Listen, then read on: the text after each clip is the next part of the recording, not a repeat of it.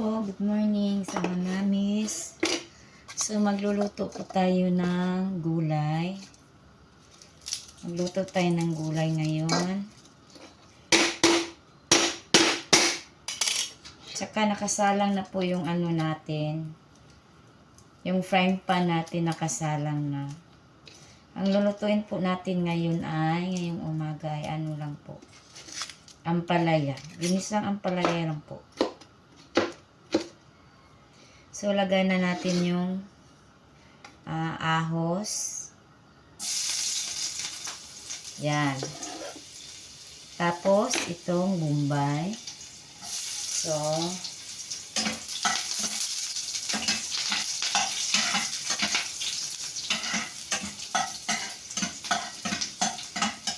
yan.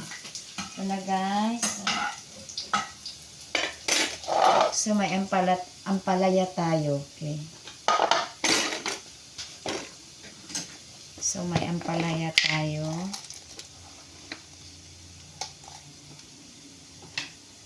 Para hindi mapait yung palya, pag kayo'y naghuhugas, ganito, lagyan nyo ng asin. Tapos, ganito, gawin nyo. Bago nyo ilagay sa frying pan.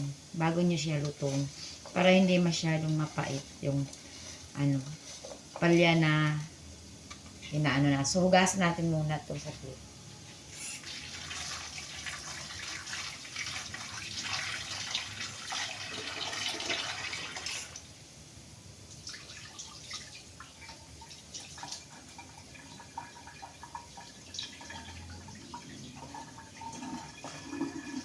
So, tapos na ako naghugas. So, ilagay na natin itong ampalaya natin sa frying pan.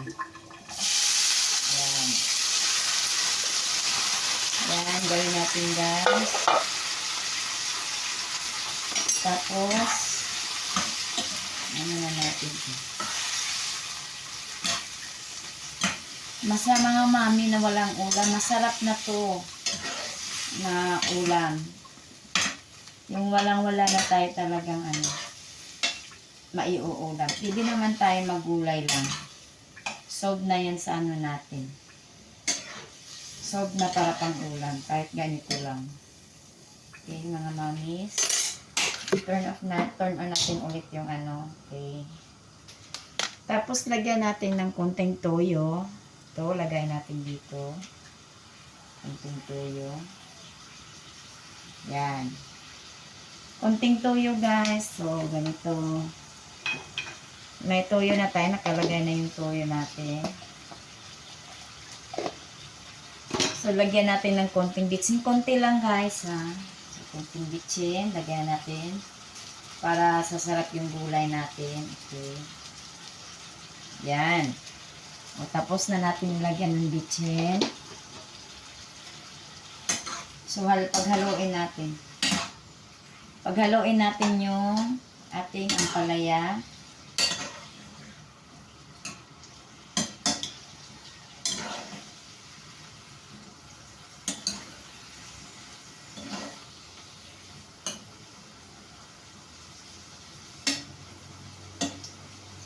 So, hanggang 5 minutes lang natin lulutuin. Hindi natin parang hindi masyadong lalambot yung ampalaya natin. So, takpan natin ng sandali within 5 minutes para maluto na siya. Okay?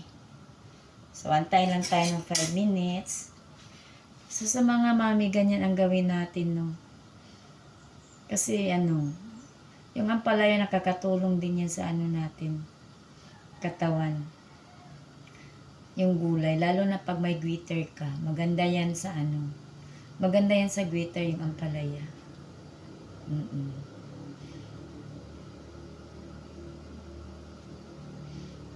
Ang ampalaya kasi ay nakakatulong yan sa pag ng dugo, dagdag, kung kaya ay anemic, so nakakatulong yan. Yung ampalaya, maraming matutulungan ng ampalaya. Goiter, at saka pag may ka sa mo, yung mapait ang kakainin mo. Maganda yan.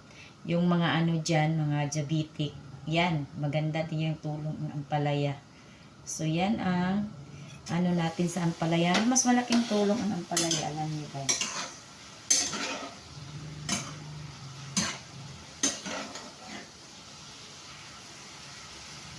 So, ayan na guys.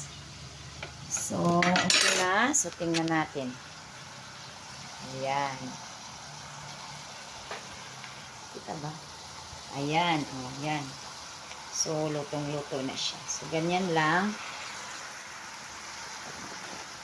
Paghaluin nyo. Luto na ito guys. Sa mga mami, magandang recipe ito para sa ano, sa ulam. Gulay lang, solve na yung ano natin. Yung rice natin. Okay, luto na. So, yan lang guys. For today's recipe natin. Okay?